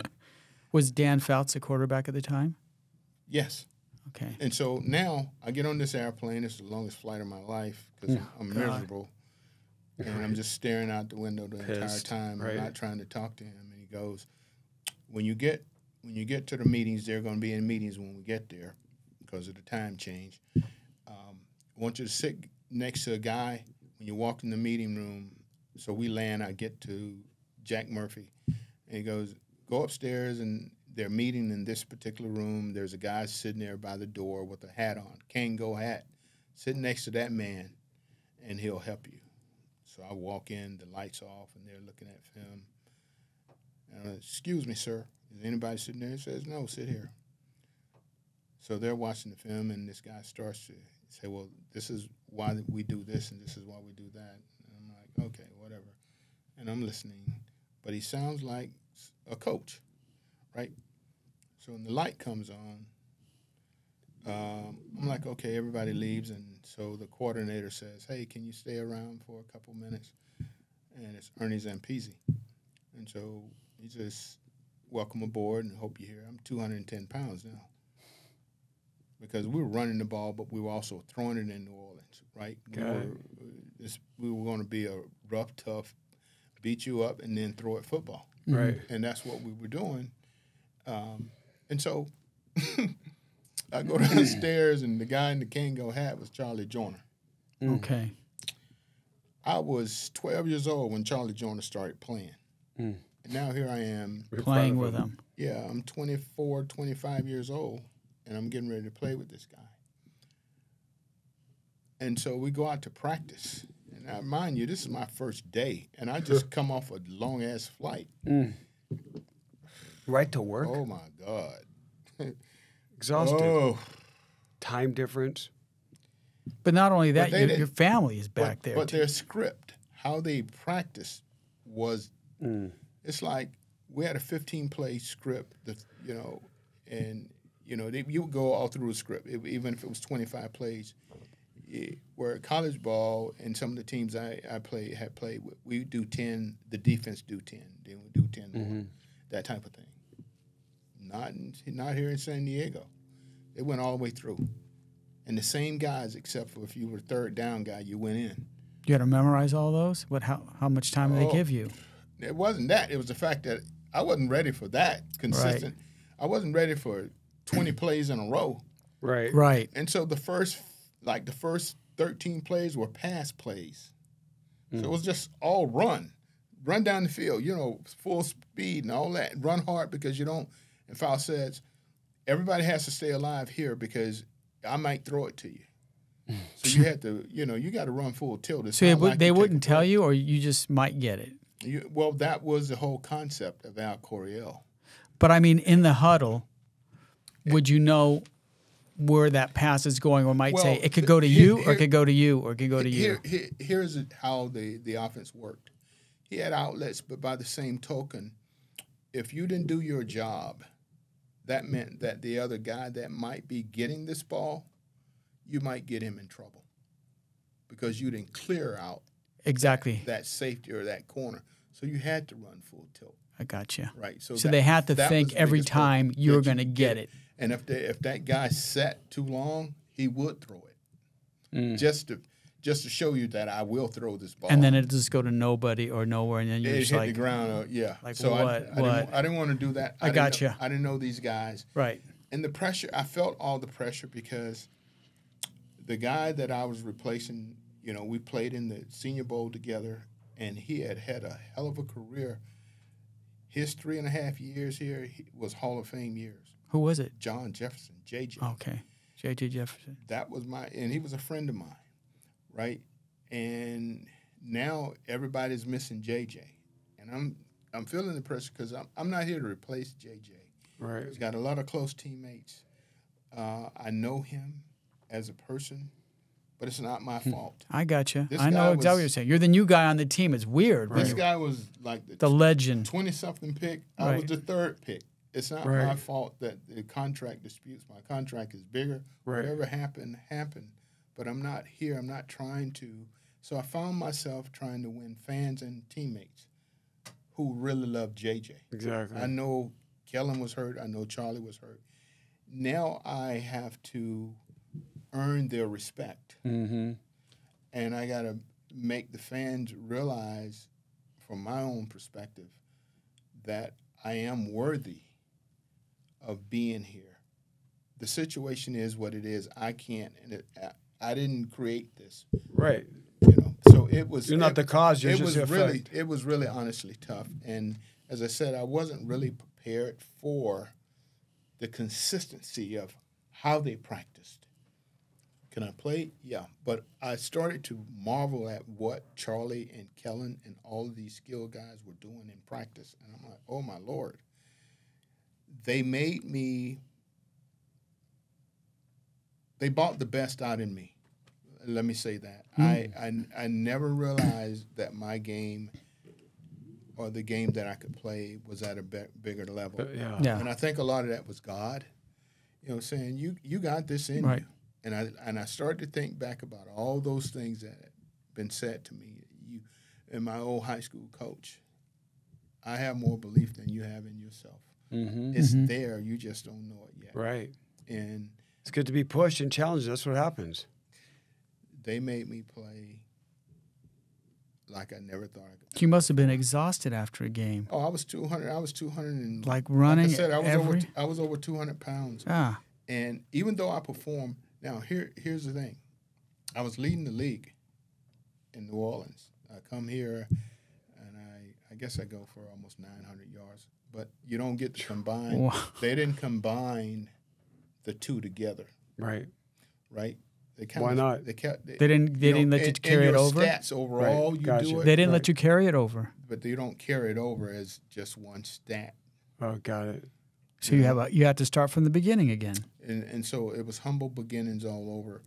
So I go home after that first year here, and even though I felt I played pretty good, I knew, first of all, I had when I got back to camp the next year, I was 178 pounds. Did you diet or did you just ran? It was just relentless, running. Right. And I had heard all these things about Charlie going back to Houston and running the hills. And was it on the treadmill or was it on the pavement? I ran the hot pavement. I would run from my home to the beach side, which was about 3.5 miles, 4 miles over and 4 miles back. I did it every day. I had to shed the weight. I had to get conditioned to go 15, 18 straight plays. Right. And by, there were times where we get in the huddle and Fouts would go, we'd be backed up on our own 20 and goes, 80 yards, let's get this done in eight plays and get off this field. And he meant it. If he said, let's do this in 8 plays and get off, he meant that. 10 yards at a time. Yeah, let's do it. And that's when I realized what Al Coryell was all about. Right. He was good. Oh, my Lord. And it worked out because the second year was 1982. It was a strike year. I had 49 catches, 1,032 yards, and 10 touchdowns. Jeez. Nice. So I led the league in 260 yards, broke Lance Allworth's deal, and averaged 129 yards a game. Remember him? He's now the NFL. Remember Lance Allworth? Yeah, he used to work out Bambi. They used to call him Bambi because he could jump so high like a. He was like Lynn Swan. But he, type. you know what? Because I knew him personally. He opened up some gyms here, but he was a small guy. Yeah, he's not that small. He's lean. He was lean thin, back lean. then. Yeah. You know who he reminded me of? This is going to sound weird, but he had, to me, it was like before Caitlyn Jenner transferred, Bruce. Right. He reminded me of a guy like that. Athlete. He was like a deer. He'd bounce. That's like when you see Lynn Swan or you see him, these guys just like go through the air and they look very light when they're going through the air, but they're not light. These guys are like 200 pounds, but they can move. Yeah. They just look small on the field because They act differently than everyone else. And when you get close up to them, they're different. They're tall, right? It's like it's to work out with Junior Seau. And when you see him in a parking lot, when he comes out of his car, he's really proportioned. Right. And so he doesn't look big, you know? And then he comes closer. I know. When you stand next to Junior, he had big hands. Big hands. And then when you touch him, because we were doing a little bit of karate, and I was holding it back for him, and his legs are like iron. And so he ran faster sideways than I could run forwards. We did in the parking lot. Like he's like a crab. So I remember that. Like they look, right, they look different, but when they come closer to you, they ain't small. None of those guys in the NFL, I mean, what's the smallest guy in the NFL? Probably a kicker. It used to be, it's the kicker now. Yeah. It's the kicker nowadays. Yeah, but those other guys. But you stayed at 140 for a long time, beefed up, worked out, ate some good food. Now you're up to 200. You feel pretty good against those other guys? Because my question is, drop to 178. Well, you dropped down? What really?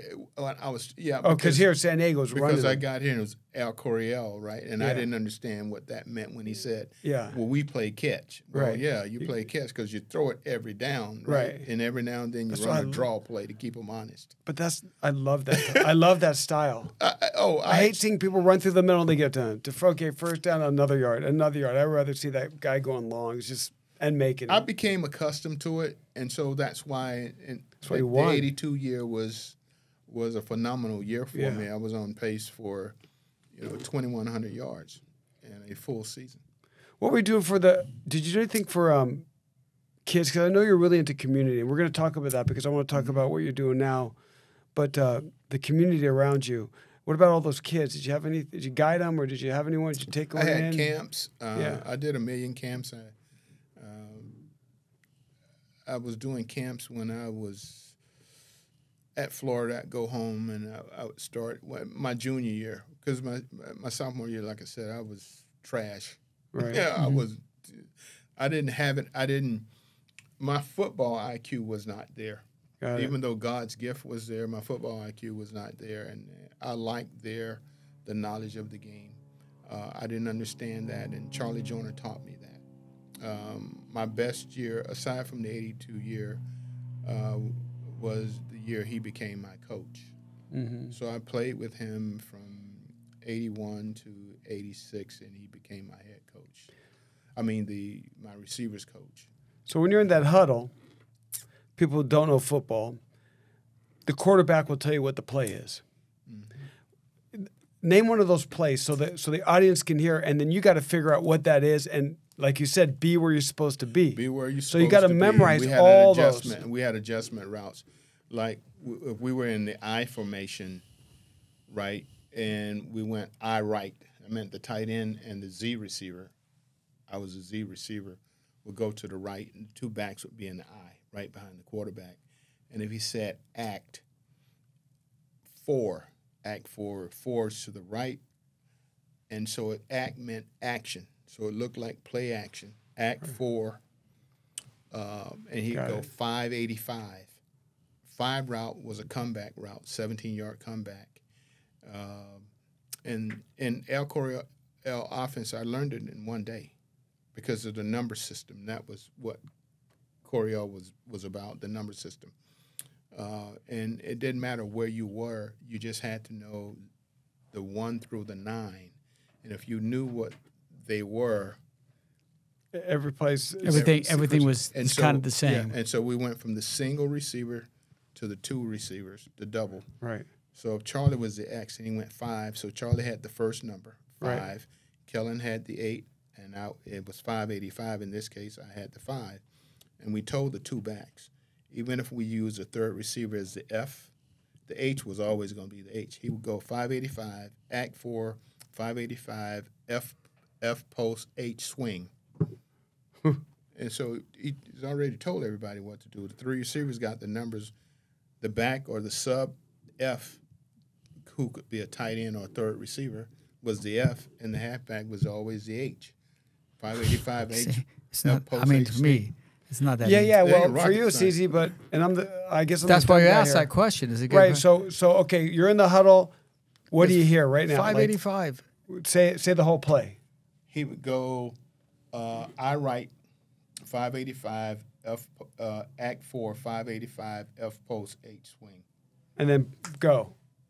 And before we heard go, Charlie and I, we had to go to further, so we'd already leave the huddle. Sometimes we didn't get all the way in the huddle. Now, let's say that play don't work out, right? Because sometimes you're there, throw it to me. He's back there looking. What do you know what to do after that? Because you're not going to improvise, or do you have a plan B? The coverage in the 5 route. And so how the Coryell system was, all the odd routes were out-breaking routes. 1, the 3, the 5, and the 7 were out-breaking routes. The 1 was a quick out. The 3 was an out. Right. The 5 was a comeback. The 7 was a corner. 2, 4, 6 are ends. Yes. Right. So you're going to come to the center. So you could play. But if they ran cover 2 on the 5, right, it converted to a 7 route. Okay, so you go 2 and then 7. We go 5 or 7. Yeah. Okay, kind of makes sense. I guess. So you got to go to practice. Is there anyone? Maybe there's some dyslexic people on the team, or somebody that. Is there anyone that doesn't get these plays? Like no, this is so elementary. No one. Okay, everybody that came in, even if you were back, we could put you out wide. All you had to do is listen. The single receiver always got the first number. So you said the thing again. All you got to do is listen. All you got to do is listen. Yeah. And with Fouts, you better be listening. Yeah. There were times in the huddle, like we played the Raiders or somebody had a good front, Howie Long, those guys. I would look at Ed White and those guys, and Fouts would be out the huddle sometimes, be TV timeouts, stuff you don't see. Right. And he'd be walking back to the huddle.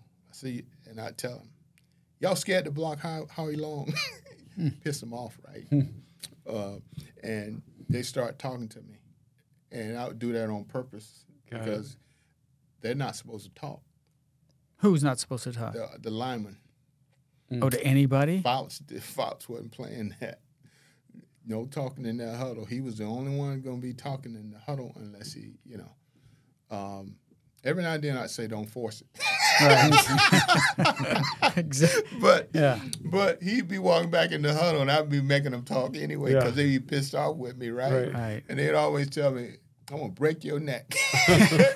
Because he would scream at him. Oh, my Lord. Would he scream? Game day for real? Yeah. And I would just do it on purpose. Right. So provoke them. Just mess with them. Like what you did with your sisters. Yeah. That's that. Give them an elbow. Yeah. Right. Yeah. I would do it. So now, because we could talk here for hours, but we got limited time. Well, not that limited, but now you're out of the NFL. So when do you know that last season where you're kind of thinking like, is your contract over? You're thinking like, my body can't take this. I don't want to do, or just I don't want to do this anymore. I'm trading, and now I'm in my going. So I go to the 49ers. I'm going to my 11th year. Yeah, Al 11 years.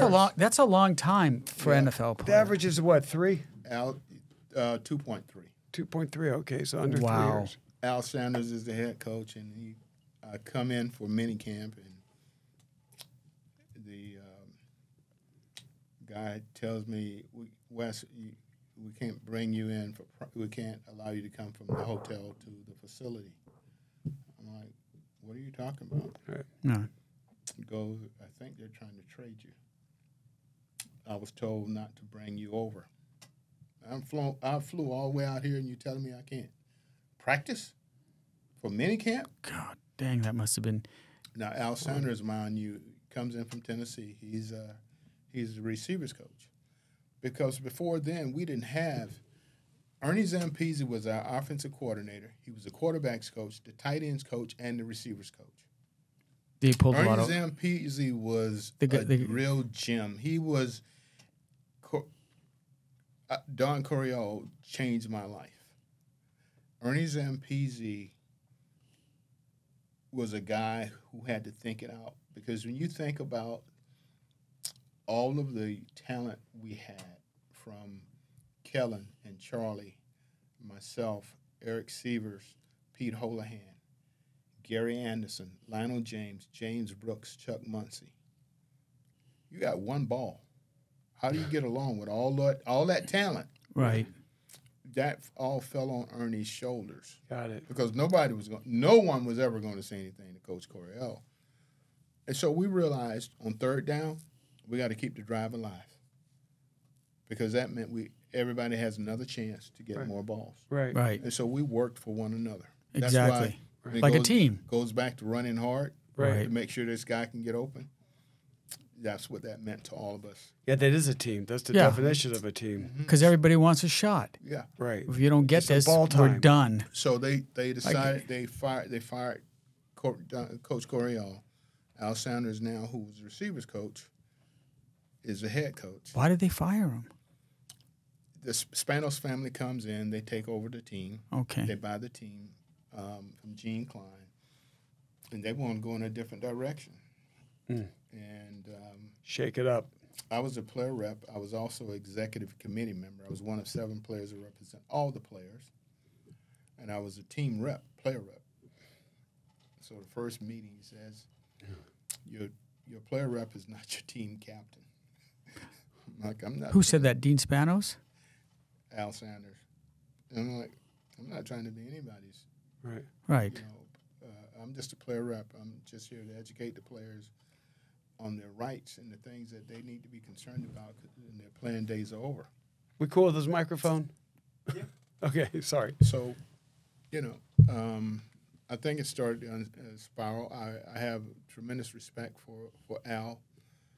I just think that at that point in time, when I get to minicamp and I'm not allowed to come in, and same thing all over again, like Bum Phillips. Yeah, We're going to we go trade again. Right. Well, And you're like, uh-oh. okay. So I go home, and he's still trying to work out a trade. And so finally one day he realizes I can't trade this guy without him signing off. Another good contract. So he says, well, I'm trying to trade you, work with me. You know, what do you want? Well, here are the 2 teams. And I was so mad with him, right? Because I had, you know. I mean, how can you even talk to the guy? We had such a great relation. Yeah, I talked to him. You know, we had so much conversation. He comes in, you know, college coach, you know, first time in pro football, and he's got 3 receivers. He's got Charlie Joyner, Kellen Winslow, and Wes Chandler. And between us, we've caught 1,500 balls. Jeez. And his first meeting was take a knee. This ain't college. No, this ain't college ball. No disrespect, but we don't do that here at this level. We don't take a knee. We voluntarily take a knee. Right. But, you know. He asked you to take a knee? The group. Oh, okay. After practice. But, you know, at the end of the day, I said San Francisco. And, you know, if you can work that out, I'll sign. But then when I got there, I had lost the competitive edge. It wasn't fun anymore. Right. And I had learned over the years from my attorney, you know, and, you know, when it's not fun anymore, you're going to get hurt. Right. And I wasn't the type of guy to not work hard to show my appreciation for what had been bestowed upon me. So, you know, and my son was growing. He was 2, turning 3, and, you know, he's 3 years old. And so I was out at practice, and Bill Walsh was standing out there, and he goes, I started to walk in. He said, where are you going? I'm going fishing. Oh, bye-bye. I didn't. Now, they won back-to-back Super Bowls. Right. 88 and 89. Yeah. But it wasn't about that. It was about the fact that I wanted to see my son grow. Absolutely. And it wasn't fun for me anymore. And so after I called the announcement, I wanted to have a press conference that I was retiring. But what years did you play for 49ers? Half the 88 season. Okay. Oh, you just wanted like half a year. I called it put on the quits. uniform and said, I'm out. Call it quit. It wasn't fun anymore. Right. So I get up the next morning, I'm speeding. I look at the clock, and I'm speeding trying to get down to Santa Clara, right? And I was living in Cupertino, and I got to drive to get to Great American. And I'm speeding, and I realize after about 7 minutes of speeding down the road, Like, what am I doing? I'm not even playing no more. Right. So I go back to Father Lopez High School. My attorney now is not at New Smyrna Beach anymore. He's back where he started at Father Lopez High School. I become his offensive coordinator. And so he's going to retire. And And so I become the head football coach at Father Lopez. And At the high school? Yes. Oh, nice. And the athletic director For the whole district? for the school. Okay. And so now it's archdiocese. So I'm trying to prepare these kids for life after, because I know what I had gone through. And it was more important for me to help them get their education, to give them tools to become productive citizens in society, because everybody is not going to make it to pro football. Mm-hmm. And so the lessons and the tools that you give them is going to carry them farther in life Right. than the game of football. Because even if you play as long as I played, in my mind, you still have to go back into society and be productive. Right. So that was my thought of thinking when I took over the program to be the AD as well as football. We would not, no balls or no water was ever going to be touched by the swim team, tennis team, baseball team, football team without the tutorial session happening first. Wow. So the first hour after school was tutorial.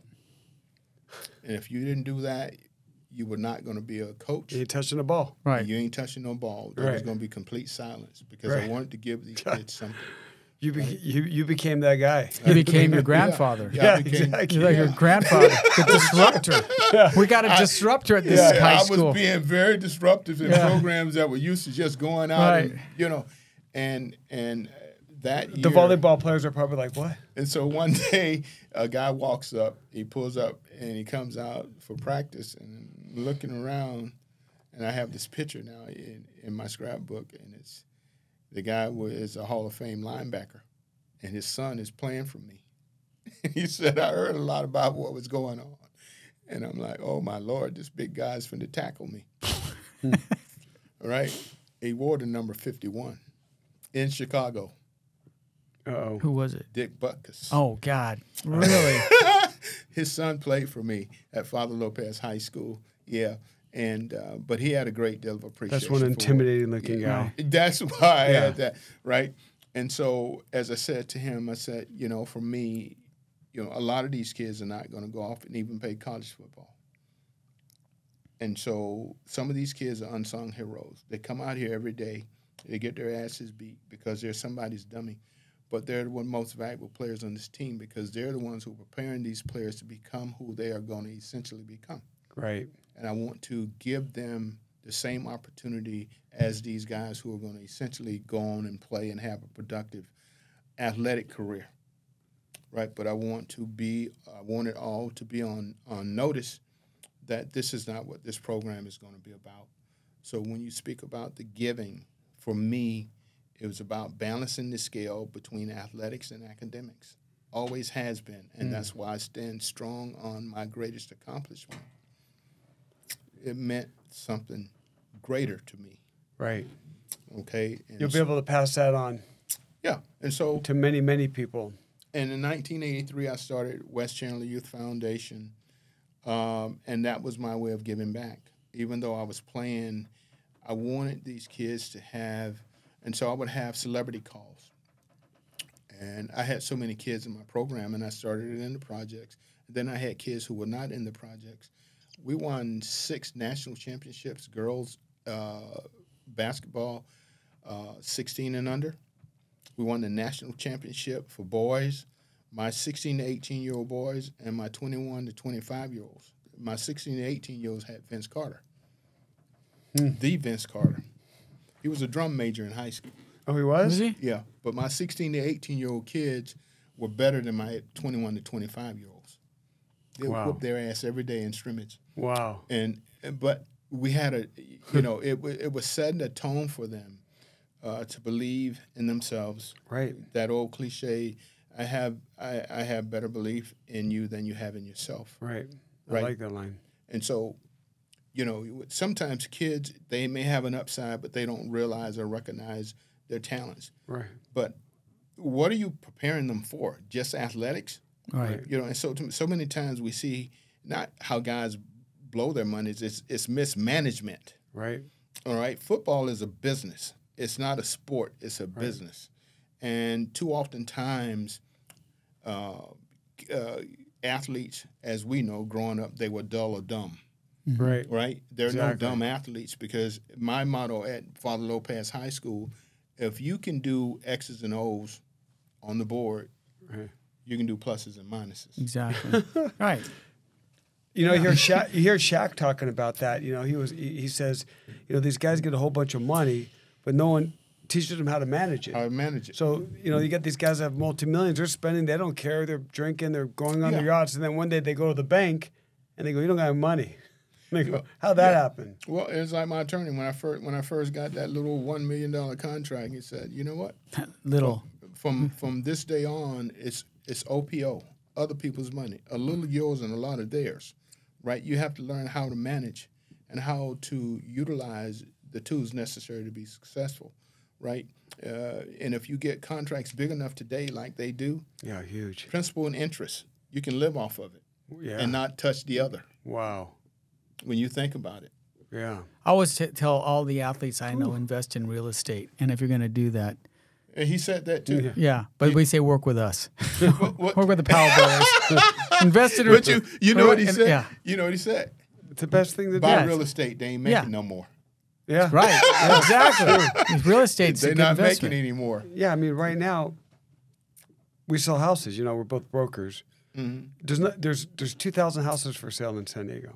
Think about that. There's usually 18 to 20,000 back in the day. There's 2,000. Oh, wow. It's not a lot. So that's not a lot. What made you guys get into real estate, may I ask? Well, he got me into real estate. I used to be, I started my life. Did he beat you up? No. He didn't beat me up. I was doing rescues. I was a harbor patrol, fire department, lifeguard service. And so, you know, I left in 98. And then I did it for like 18 years. And then I was bored. Like, I didn't know what to do. So I could deal really good under stress, emergencies, 911 dispatch, go to a scene, triage situations, good on my feet, kept everyone calm. I do really well under pressure. And he said, join him. So I joined him, and I sold my first house. I got this big check, and I'm like, are you shitting me? Like, you had a fever? That was easy. In fever now. Fever. So I go, it was like your first touchdown. like you already did, but when you get your first one, you go like, I really did this, like, by myself. You know, did the whole process, passed the test, met the people, took them around, evaluated the house, did a comparable market analysis. They trusted me with their money, and I'm that guy. You know, I can be trusted, and so I treat it like it's mine. Like, there's this thing called the fiduciary relationship, but it's in me anyway. Because if you're gonna trust me with your money, I'm like, shit, I can't screw up Wes's money, man. I can't let him do a bad investment. Lesson. You know, that's a good lesson, because that's why my attorney and I had such a great relationship till he passed on, because you know, the trust factor in people. Yeah, those relationships are not easy to build, especially when you start talking about money. A lot of money. Right, the root of all evil. Right, exactly. And so it takes a special type of gift. It really doesn't. It just takes open honesty. Right, that's it. Right, they just want to see the real transparency. You don't have to sell people something on something that's great. Right. You know, you just have to open their eyes and educate them. Right, that's it. Because the lack there of education in everything is part of the problem. That's it. So that was easy for me. I get to work with my brother. I'm laughing, and I'm like, God, I don't have to, you know, because I did weird things in the rescue field. Nobody knows, you know, we're doing like river rescues in Tijuana. You think that's no big deal, but when you have to drag out 7 bodies in one day, you like, life is different when you see my perspective. So you just right away, you know. And so what I did was I said, okay, let's do it. And then I realized, wow, people trust me with that much cash. You know, I felt good about it. And so it just developed bigger and bigger. And, you know, so we started just doing that. Trust is a big thing. At first, I didn't want to do it. I'm like, I didn't really like realtors. To me, they were kind of like, I don't know. Salesmen, cheesy. They kind of tell me what you want to hear. But then I got into the profession, and then most of my best friends are realtors, man. They're solid. They ain't cheesy. It's the real professional ones. You know, the guys that take care of you. The guys, and that's in everything. That's like everything, right? Right. So I surrounded myself around the right agents as well. So we network with good people.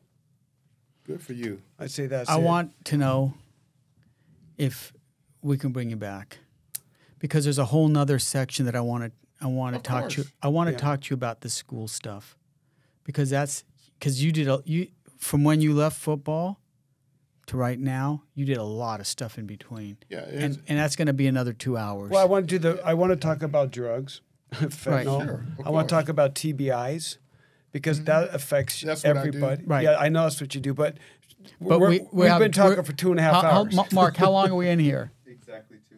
2 hours. So let's do no, because this is going to be 4 hours. So we're going to be Wes Chandler Part 1. Yeah, Wes Chandler Part 2. Yeah, love to do it, guys. yeah. NFL, and then I want Right. because why I wanted you here today is not because of what you did. Love what you did. Right. But I know what you're doing. You're going above and beyond. That's my greatest cause. Right. Right. So seriously. So, So that's where let's- our hearts are too, Right. because even though Mark and I we sell real estate for a living, Yeah. but we've always been servers and protectors I'm a of others. I believe in the humanitarian approach. I think that if ever there was going to be a legacy written for the guy on the screen, Wes Chandler, it's not football was just a short stay in my life. It was God gifted to me, and I was so grateful for what it did for me and my family. By the same token, it provided me opportunities and opened doors, and it gave me a platform for something greater. There you go. And that cause is humanitarian. So Yes. for me, my legacy will be written to the day I decease, and it's about changing the lives of people, Right. quality of life. And that's what we That's do. going to be. We're on the same platform. Wes Chandler Part 2. Right. Changing lives. Changing lives. Thank you, brother. Thank you, my My brother. pleasure, man. Like So we nice. just met, but it doesn't take long to feel like Yeah. Oh, I've enjoyed. Right. Like Yeah. I said, I can talk to you guys forever. Me too. I really appreciate you having me here. yeah. I want It's been a real joy, yeah. It has and been. and I sincerely mean that. Ain't nothing false about what I'm saying to you. Thank you so Good. much. I really look forward to phase 2. I could be here forever too. Exactly. Gotta But go to meetings. All right. Thanks, okay, everyone. Thanks. Thank you, Marco. We're Thanks, done. Mark.